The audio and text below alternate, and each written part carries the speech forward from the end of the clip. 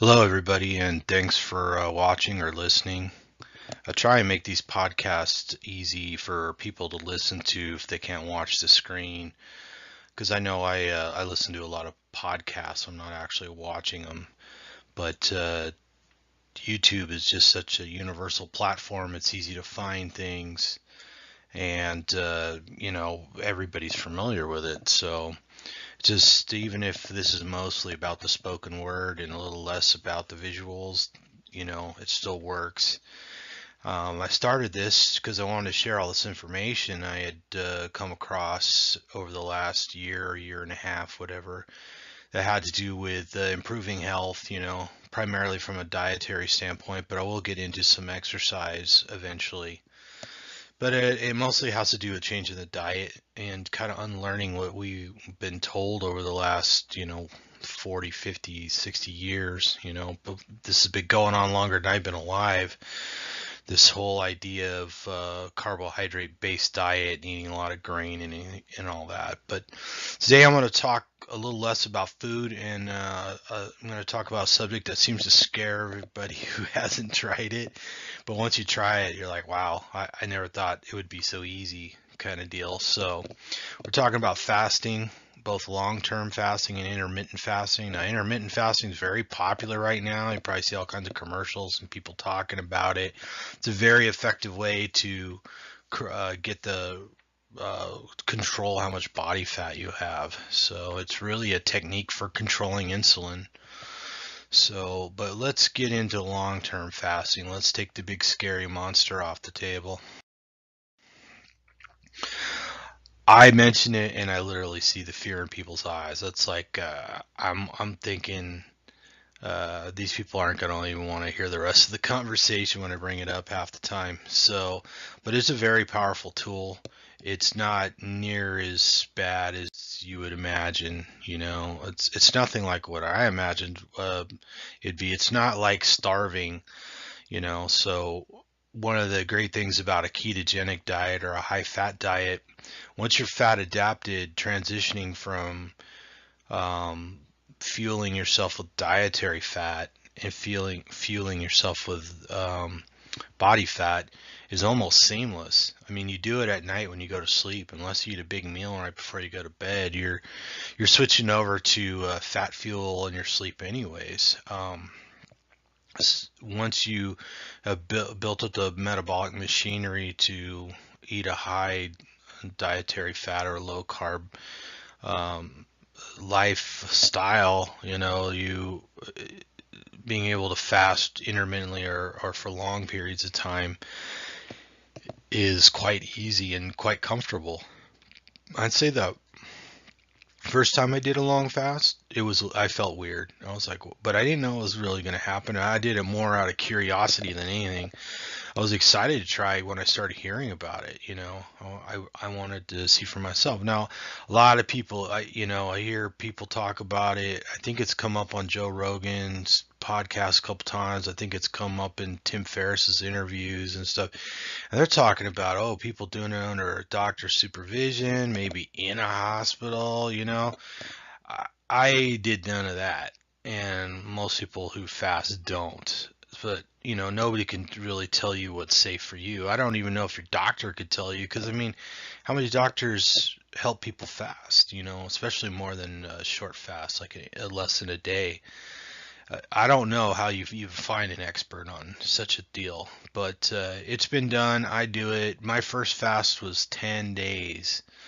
10 days, did start getting kind of tired at the end. When I started it, I didn't know how long I was going to do it. The whole time, every day I'm asking, like, how long am I going to do this? I've done 10 day, 8 day, 6 day. The last one I did 2 day, did over a weekend. But I did go to a birthday party and I drank some wine. Um, the night, it was like a Saturday, Sunday, and Saturday evening. I drank wine, which just probably isn't a good idea. I mean, it's not a healthy choice, but I did it anyways. So, um, when you're on a low carb diet, you have a tendency to have less of a tolerance for alcohol as it is. And then when you're fasting and you have an empty stomach, you can imagine. So yeah, it's definitely something to be careful with. You have to keep your electrolytes up. You need sodium. You should take some potassium, and I have to take magnesium. I don't drink tap water, and that's how most people get most of their magnesium. So my tap water where I live, it disgusts me. So I drink mostly RO water, or reverse osmosis water, and there's little or no minerals in there. So just being on a low carb diet, I need to take magnesium or I get leg cramps. I even get cramps in my hands, thumb cramps and weird stuff. I've gotten bicep cramps and stuff. So I got to take magnesium. I take magnesium glycinate, magnesium oxide. It's not a very good supplement. It doesn't absorb really well, and it can cause diarrhea. So unless you're constipated, you might want to avoid the magnesium oxide. So, but I have done the fast with just water and some coffee and maybe some tea with, obviously no sugar, no cream, none of that stuff. And I've also done it with bone broth. And one of the things about bone broth is that you get to absorb all kinds of nutrients that's in the bone marrow and stuff like that, that normally you may not absorb as much if you got those nutrients with other food. And it also gives you a chance for your digestive tract to rest. Believe it or not, everything in the body likes to go through periods of rest where, it does repair or whatever other functions, just like when you go to sleep at night. There's all kinds of functions going on while you're sleeping that's not going on while you're awake, right? So I'm a big fan of long-term fasting. I don't really know how to tell people to do it though, because everybody's scared to do it, and obviously there could be some kind of risk. I'm pretty sure little kids shouldn't do it. I'm pretty sure pregnant ladies shouldn't do it. If you got some sort of, disease or something that could be affected by it, probably don't want to do it. If you're on medication to force down your blood sugar or something, don't do it, because your blood sugar is going to be low anyways. And like I said, you got to stay hydrated, and part of being hydrated is having plenty of minerals like magnesium, potassium, and sodium. When you're on a low carb diet, your body doesn't retain sodium like it does when you're on a high carb diet, and that's a lot of the weight you lose in the beginning. Is your body's retaining water with the sodium in a solution to keep it in balance. And then once you stop consuming carbohydrates for a length of time, you lose all that liquid. You probably spend a lot of time getting up and peeing in the middle of the night, and a little bit of that goes on when you're fasting too. Because one of the things that happens when you burn body fat that you've had for a long time, your body has a tendency to store water in those fat cells to take up the space so they don't shrink. And then after a while, your body decides, well, we're changing the set point here. We're not going to reserve this space anymore. And then so that water that's holding space in the previously evacuated fat cell, the body finally releases that water. And a lot of people refer to that as whooshing, because all of a sudden you're like, man, how come I'm not losing weight? I've been doing everything right. And all of a sudden you're going to the bathroom like crazy, and the weight comes off and it stays off. So long-term fasting is a powerful tool for changing the set point at which the body wants to maintain body fat. So some people have problems with gaining the weight back shortly after fasting. I have not. I can fast, say I fast for 10 days and I lose 15 pounds or something insane. I'll typically gain back like 3 or 4 pounds, and that's it. The rest just stays off. So, long-term fasting, your human growth hormone goes up, and you feel good. You can feel kind of euphoric. I don't want to jump ahead too far because I think I covered a lot of this in other slides. So Angus Barberi, he was a famous faster, before I was even born. But as you can see here, he in 1966 he was just tired of being fat. He was 456 pounds, and he decided to go on a fast. It took all he had was water, a multivitamin, and potassium. The doctor was worried that without supply potassium, it would affect his heart. But he claims that, other than occasionally feeling a little tired or whatever, he had no negative side effects. So he fasted for 382 days. I got a typo on the slide, sorry. It says lot, but it's supposed to be lost. He lost 276 pounds. And then after the fast, he only gained 11 of it back over 5 years. So that's amazing. So that just goes to show, this guy did it. He did have some medical supervision, but that he didn't require any intervention. And he didn't have any complaints. He was happy he did it because he went from 456 pounds down to 180. That's like a dream come true. You find a 450-pound person and ask them if they'd like to be 180, and you'd probably be hard-pressed to find somebody who didn't want that. So anyways, I'm sure he lived longer, and hell, he's probably still alive. He lived longer and was healthier and happier, and better able to live life and do what he wanted. So we're probably also all familiar with the story of Jesus going in the wilderness and fasting, and he was getting ready for his confrontation with Satan or something like that. I don't remember exactly how it's worded. And for a lot of time, when I was a kid, I thought, oh man, he was a super guy, he went out in the forest and didn't eat, or out in the wilderness and didn't eat. Is he like torturing himself? Is this some sort of penance? But from what I've read now, the interpretation of that wasn't that he was fasting to punish himself, but fasting clears the mind. Fasting makes the mind sharper. So this was apparently a common practice back when the story was written. So to the people who read it back then, they're like, oh yeah, he's working on his A game. He's out fasting, So anyways, as much as anybody could raise the flag on that, that is a current interpretation of the story based on what was known about that time period. So me fasting, like I said, my first fast was 10 days. I felt good. There's a sort of blissful, sort of euphoric sort of feeling that I get. I get very clear-headed. I lose weight. I'm able to put muscle on. I'm able to work out. And then, of course, I mentioned in another podcast video, whatever you want to call it, that autophagy happens. So while you're fasting, your body starts a process where it goes in and it finds damaged cells and dissolves them or repairs them. The organelles in the cells, the damaged ones, are dissolved and replaced. So this is another way that you can fight cancer and disease. This is another way you can repair your joints and so on and so forth. So I recommend anybody who might be interested in fasting look into autophagy, because I believe this is part of what we used to do because nature forced us to do it. There wasn't always food available, and that's why we store body fat.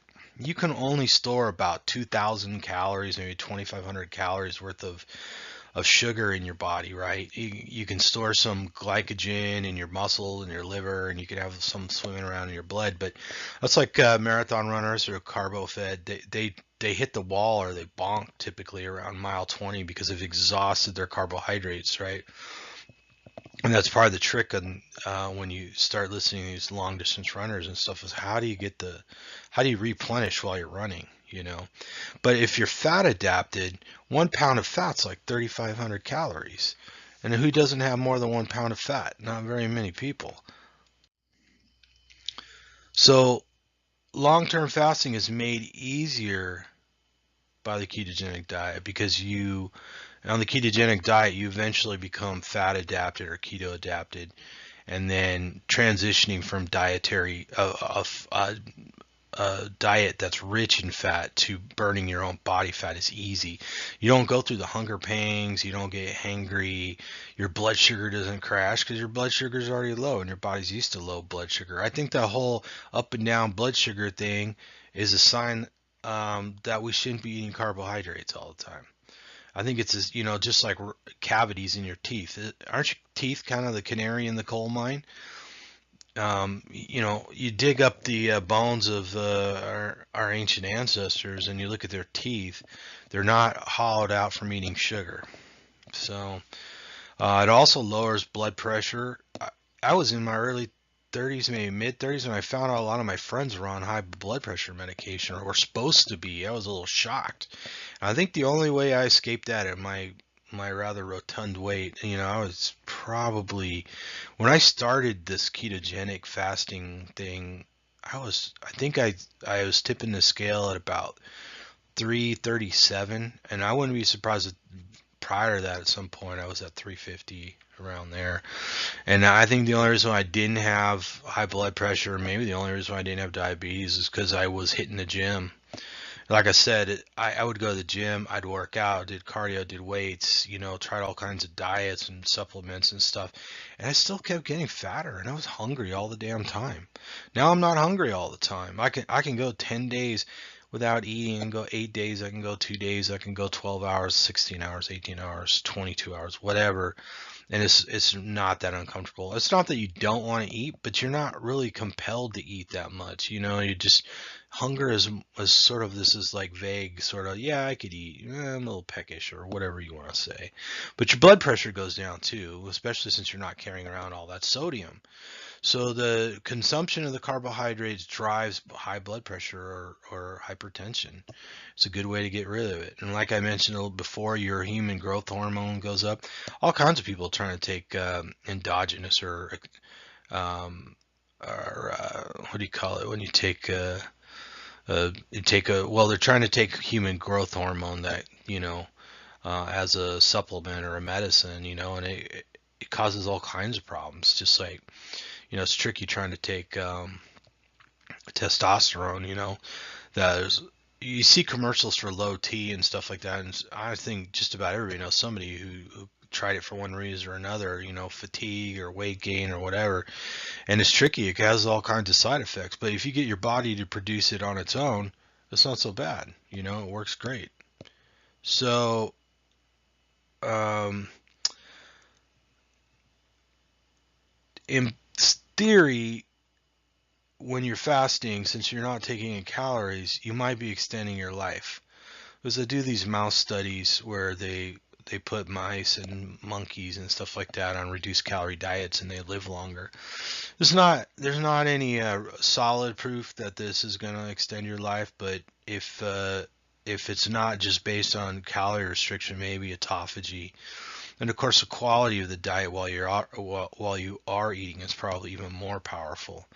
But anyways, I can't say enough good things about long-term fasting. I know it scares the pants off of people. It sounds like, oh, I'm gonna be starving, I'm gonna be hungry, and miserable, but it's not. It's not like that. So I encourage people to try it. Try it with caution. Learn about it. There's plenty of information out there about fasting and how to do it and all that. So learn the information and consider it. Just like all this, it's all to me. The information is what's key.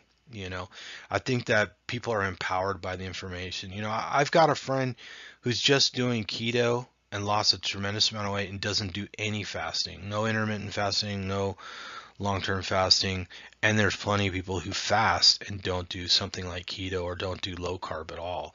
So you don't have to do both, but if you look, you'll find something that will work for you. So I touched on this earlier. I think fasting goes back to our ancestral health concept because I think what happened was our ancestors didn't always have food. And so the human body has been designed or evolved or I don't even know another word for it, but it's capable of living off its own body fat, and it's not just capable; it's a healthy thing, right? So, and I think one of the reasons why human beings can gain weight so easily is because they fatten up, let's say maybe, in the summer, spring, whatever, and then in the winter they often didn't get as much to eat, so they lived off their body fat. I don't think anybody's too surprised by that. We see a lot of animals in the wild have to do that. So, And I think that the body just naturally is designed to do repair and recycling while you're fasting, because you can't do all processes all the time. So that's why autophagy doesn't really happen when you're not fasting. You also get to rest your digestive tract, like I said. And when you start eating again, you do have a new appreciation for food. Food really does taste better than it ever has before. Now, when I come off a long fast, I don't eat that much. Some people do. Some people are just like voraciously hungry and they eat a bunch of food and then they don't feel good. I I'm more likely to, like, when I stop a fast, like I'll have some cheese or something, something handy. 'Cause I know I can't really eat that much. And you eat I don't know, an ounce or two of cheese or something like that, and you're full for a while because your stomach shrank. That's the whole thing. This whole thing, you eat less food, less volume. So like your stomach shrinks and you're just less able to eat.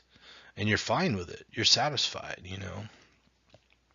There's also a certain excitement of just doing something that seemed impossible before. I thought, people only didn't eat for 10 days if they wanted to go on hunger strikes, make a point, or they wanted to punish or atone for something, or they were just in a desperate situation. I didn't know I would do it because I wanted to do it. When I'm gonna start a fast, I get excited. You know, like, oh, I don't need to buy any food, or I'll stick that meat in the freezer, and I'm not gonna eat for a couple days, or 8 days, or 10 days. Like I said, the last time I only did 2 days, and I kind of was like, it didn't seem that great, especially since I wound up going to a birthday party and cheating in the middle of it with wine. But anyways, I think it's great, and I think it's just more people just need to know about it. If I've heard it said before by people who are much smarter than I, that if our ancestors couldn't function while they were fasting, then we wouldn't be here. And I think that makes sense to most people. So, what are you going to do? And a lot of the physical skills you need to go out and hunt and gather or whatever are actually facilitated by fasting. So you'll notice, like, your acuity seems to increase, your energy levels tend to increase, your hormone profile tends to increase dramatically while you're fasting. And I think that just facilitated people's ability to go out and find food. And I also think this suggests that they ate a high fat diet. Like I said, they ate the animals from front to back, nose to tail.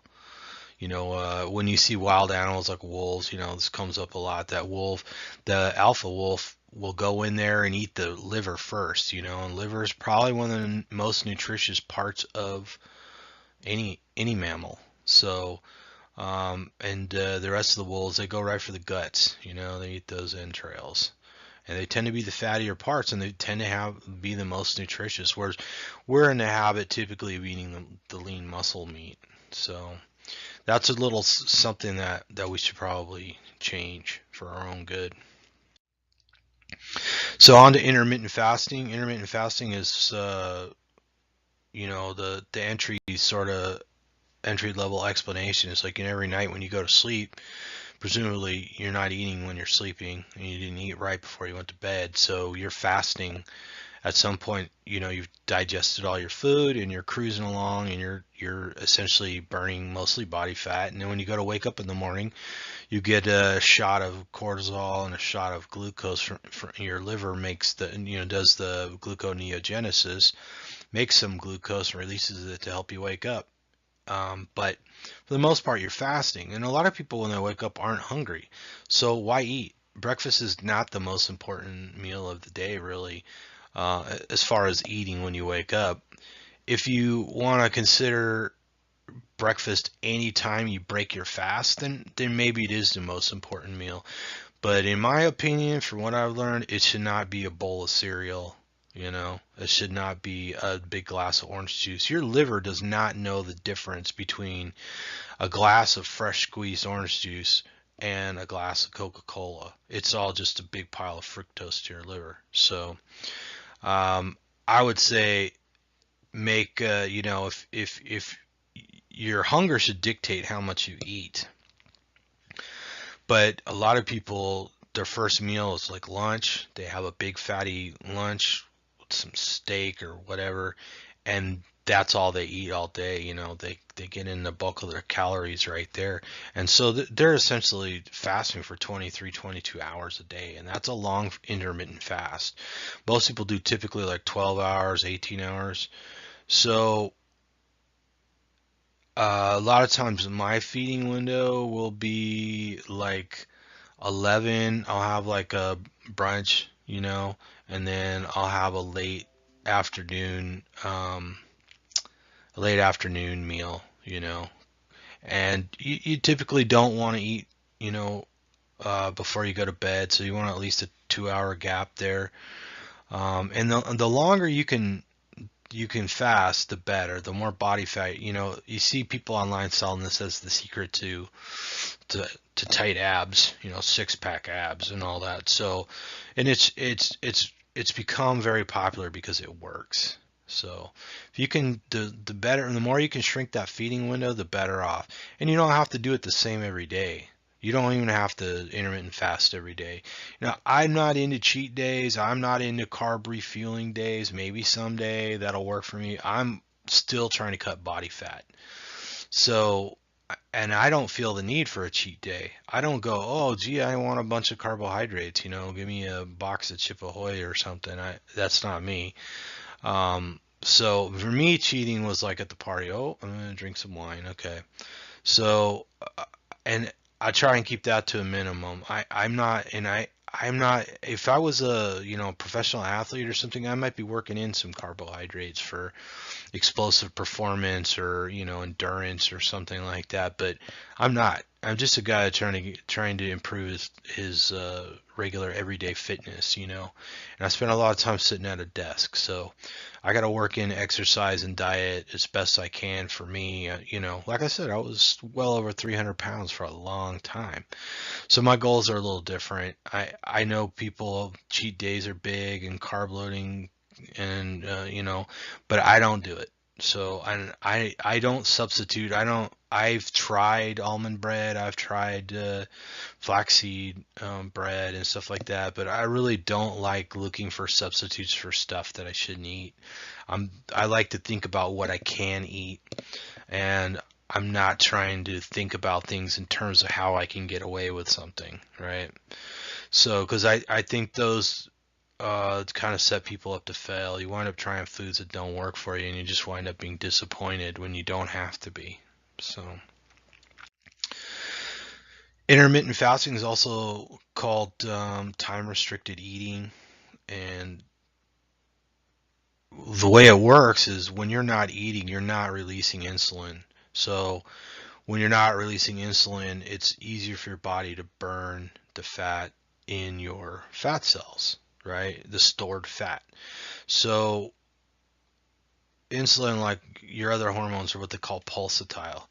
So the reason why hormones are pulsatile is because you're supposed to get small doses of them periodically.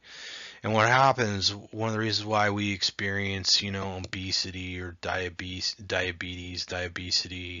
insulin resistance, because the insulin is being released. This whole idea of having, 3, 4, 5 meals a day plus snacks or whatever is causing people to release insulin all the time. It's a terrible idea. So I know that was an entire diet plan. I tried it, eat more meals frequently. I was eating chicken breasts and brown rice, like 5 times a day. Yeah, it didn't fucking work so good. Oh, sorry for cussing, but yeah, it's a terrible idea, and I understand why now. It sure as hell doesn't work for me. I doubt it's going to work for you. But that's something you can figure out on your own. You can experiment with that. So like I was saying earlier, 1 pound of human fat is about 3,500 calories. Now, most people can live quite nicely on less than 3,500 calories a day. So if you're a lean guy, let's say you're 200 pounds and your body fat's 10%, which is pretty lean, far leaner than most people. That means, you're carrying around roughly 20 pounds of fat. So you do the math. 20 times 3,500. My trusty calculator says that's 70,000 calories. If you're just having 2,500 calories a day, which is a pretty good amount, That's 28 days. If you're burning 2,500 calories a day. Of course, you stop eating, your body does get more efficient. That's one of the reasons why you don't want to do the same thing all the time, is your body gets really efficient at doing things. It adapts. So if you mix it up, adjust your intermittent fasting, adjust your long-term fasting, adjust your caloric intake, change the times in which you feed. It can often make the difference between continuing to improve your health or continuing to lose weight and hitting a plateau. So mix it up, eat as infrequently as possible. In the beginning, I added up calories a lot to get some idea, because you can overeat, especially you get some food you really like. A lot of people do with nuts and stuff. They eat too many nuts. And if you're not a real active athlete, you really don't need that many calories to burn. I mean, I can eat anywhere from 1,000 calories a day to 4 or 5,000 calories a day, especially if I worked out. When I work out, I get a lot hungrier the next couple of days, which is no surprise. And I just eat till I'm full. And sometimes I'm like, should I eat a little more so I don't have to eat later? And then you kind of work through that and learn how your body's working. So keto and fasting. Keto, like I said, facilitates fasting, whether it's long-term fasting or intermittent fasting, short-term fasting, because of your body is fine-tuned for burning fat. It lets you transition to burning body fat very easily. It keeps you feeling the way you feel very steady. You'll notice that, when you go on a low carb diet for a while, you're like, yeah, my mood doesn't swing around like it used to. And obviously you're not fighting hunger all of a sudden. Oh, his blood sugar dropped. I gotta eat. You don't have ghrelin sending signals. You don't have the chemicals coming from the little bacteria in your stomach that breaks down carbohydrates sending signals to your brain. You don't have to worry so much about stomach distension to satisfy you, because fat satisfies, man. It really does. Hunger is an entirely different experience. It's much, much milder. And that's probably one of the first things people notice when they get on a low carbohydrate or high fat diet, ketogenic diet, is hunger is a new experience. It's a much milder experience. And I'd like to point out, I don't really force myself to do stuff. And that's one of the things. Keto makes it easy to do things like fasting. You don't feel like you're forcing yourself. I'm just flat out more active now because I feel like doing stuff. I've been trying to be more creative about my exercise rather than signing up and going back to the gym. I've got a big tractor tire in my backyard, kind of do the CrossFit thing at home. I have a 20-pound sledgehammer I love to work out. And I'm going to tell you right now, swinging a 20-pound sledgehammer at a tire takes every muscle in your body, including your toes, to control that thing. I walk. I take a break at work. Usually after I eat, I'll just go for a walk. Seems to be a good way to digest the old food. And I walk my dogs. I do push-ups. I try and do push-ups, and I do high intensity interval training on my elliptical machine at home. And all that goes much better, and I've had much more progress than I did before on a carbohydrate diet when I was at the gym. And I do it less. I do it less. I put on muscle easier. I feel better. My joints don't hurt. I don't wake up with my hands knotted up into little balls, little aching balls of pain like I used to. My feet don't hurt as much. My lower back doesn't hurt anymore. My shoulder doesn't hurt anymore. My neck doesn't hurt anymore. All that stuff went away. And eating better, which is a subjective term, right? And fasting are much, much easier. So that's the end. And dang, if I didn't do another 35-minute video. Again, please subscribe to my channel. Thanks for watching. Go ahead and let me know if there's something you want me to cover, or if you got some complaint, let me know. And thanks again for watching, and I honestly hope that this information helps somebody out there. And thanks for the people that messaged me this morning who were are having good results. It's nice to hear that people are making progress and feeling better.